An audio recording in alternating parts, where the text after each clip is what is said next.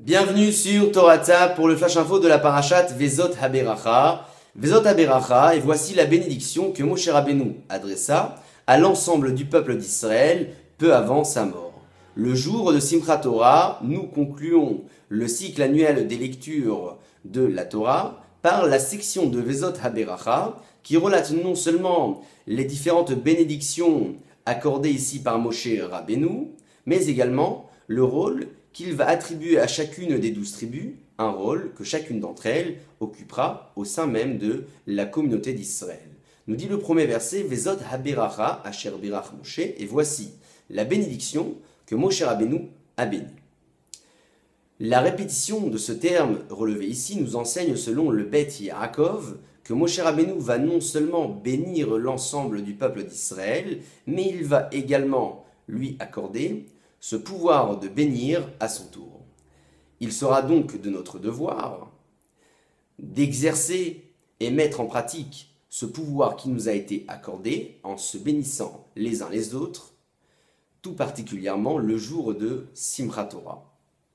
Le Zohar HaKadosh nous enseigne qu'à travers la mitzvah de Ve'ahavta l'eracha kamocha et tu aimeras ton prochain comme toi-même, chaque individu pourra espérer mériter un mérite quasi identique attribué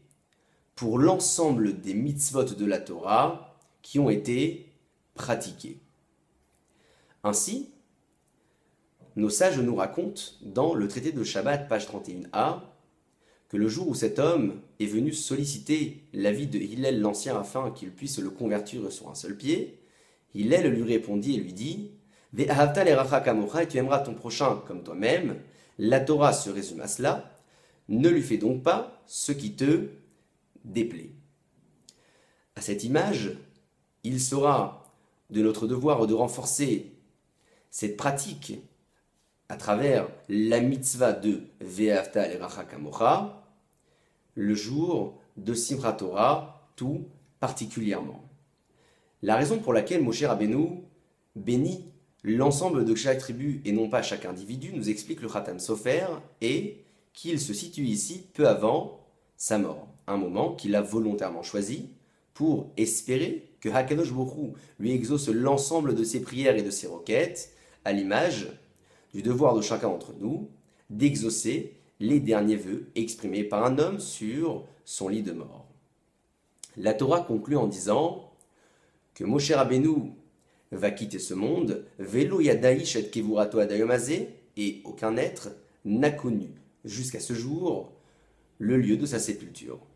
Le Bar notifie sur la page 14 du traité de Sota que la raison pour laquelle Hakadosh Baruch Hu a fait disparaître le lieu de sépulture de Moshe Rabbeinu est tout simplement qu'il savait qu'un jour, le peuple d'Israël étant exilé, allait solliciter sa miséricorde